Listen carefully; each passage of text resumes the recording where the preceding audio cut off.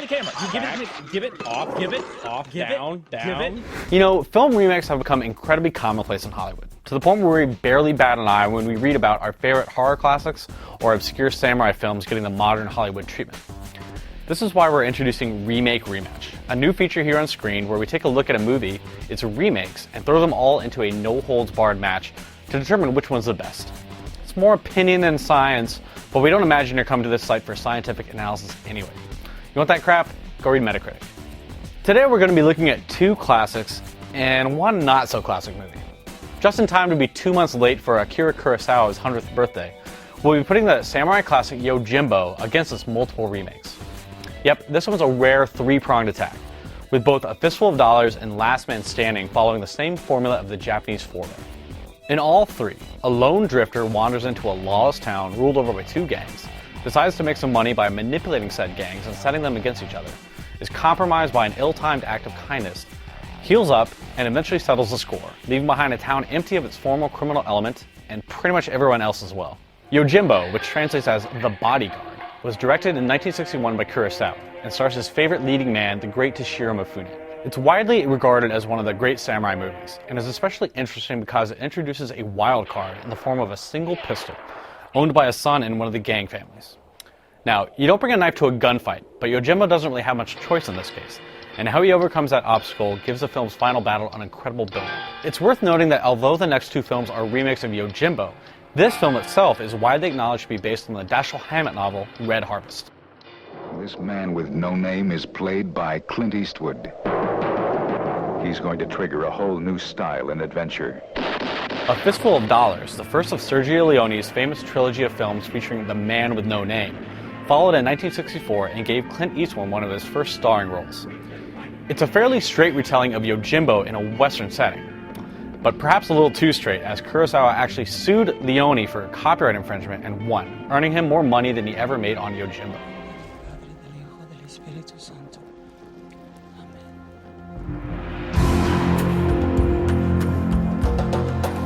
Finally, Last Man Standing was a big-budget Hollywood adaptation of the tale, directed by the Warriors and Brewster's Millions helmsman Walter Hill, and starring Bruce Willis as a gunslinger who comes across warring gangs of Irish and Italian mafiosos in a Prohibition-era Texas town. It's probably most notable for Willis's ability to fire 40 gunshots from a pair of Colt M1911 pistols that are only supposed to hold 8 rounds apiece.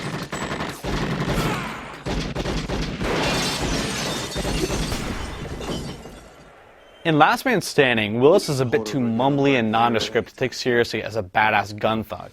And while Eastwood would go on to give some amazing performances, his best days were still ahead of him when he made Fistful of Dollars. The winner here is easily Yojimbo. Mifune plays his role with an amazing physicality, using his facial expressions to show most of his emotions. As Mifune portrays him, the bodyguard is an amazing fighter, an incredible strategist, and still retains a heart of gold when there are people in need.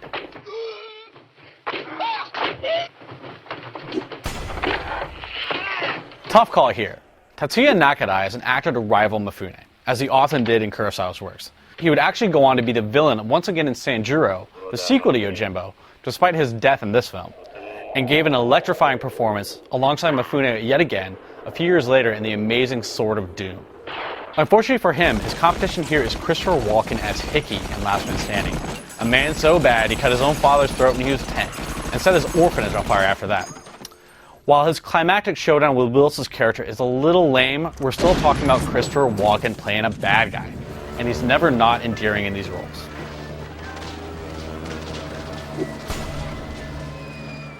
Although Fistful of Dollars does feature two men getting crushed to death by a gigantic liquor cask, which then explodes, the winner here has to be Last Man Standing, which gets off to a crazy start as Willis fills a man who damaged his car with enough lead to propel him backwards around 30 feet.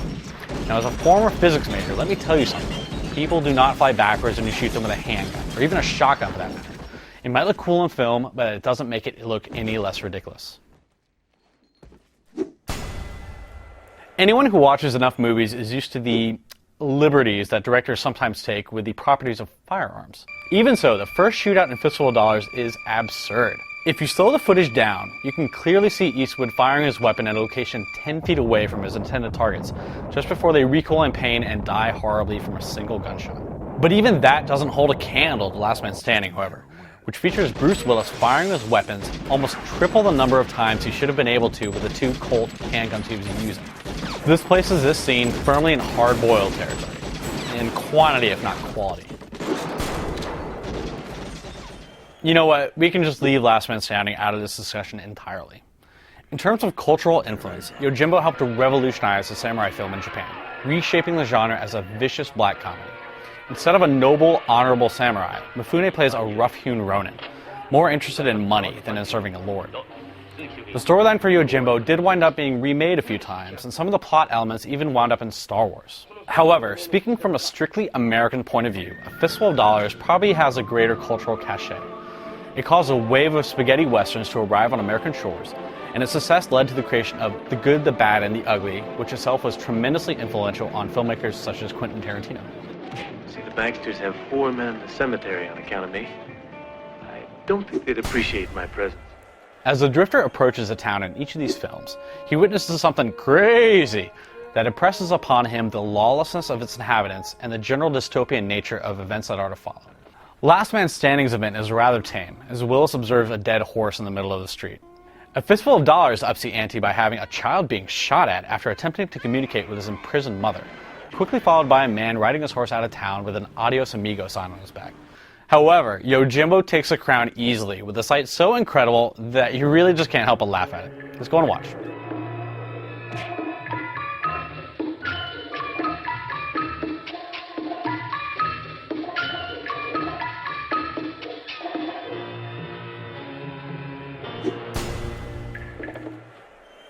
Giorgio and the other guys got a real hot head about the kind of money you're getting.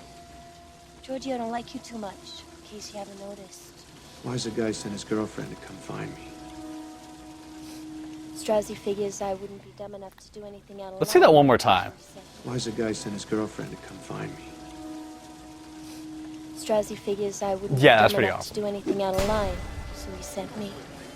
Although an alternate ending was apparently filmed for Last Man Standing, portions of which can be seen in the trailer, the actual conclusion to the film is surprisingly tame compared to the rest of the film's bloodbath action scenes. A Fistful of Dollars is much better, putting Eastwood up against 5 men and using a bit of tricksterism to appear invulnerable, even if the scene should have been over in around 5 seconds if Ramon would simply aim for his head. Nothing can quite top Yojimbo though, which pits Mifune against a good 10 men, including one armed with a pistol. Now how does one man with a sword hope to take down such a crew to be reckoned with?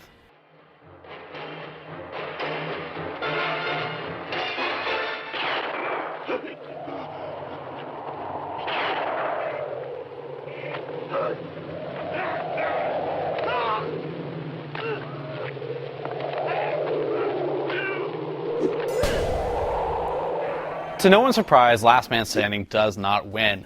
It's a dull, brown movie that is perhaps only notable for its inclusion of Leslie Mann as, in retrospect, probably the most unlikely ditzy hooker in the last 20 years of American film. Between Yojimbo and A Fistful of Dollars, well, Yojimbo is simply the better movie. By the time he made it, Kurosawa had already produced at least 3 films now considered to be among the best ever made: Rashomon, Seven Samurai, and Throne of Blood. And that's not even counting the beloved Ikiru or the 10th The Bad Sleep Well. Yojimbo caught him in a very fertile period, and Mifune's performance ranks among his very best. A Fistful of Dollars is a fine remake, but it's only Leone's second credit as a director, and unfortunately he never quite breaks free of the source material and makes it his own. So it doesn't take much deliberation to crown Yojimbo the winner in this Battle of the Remakes.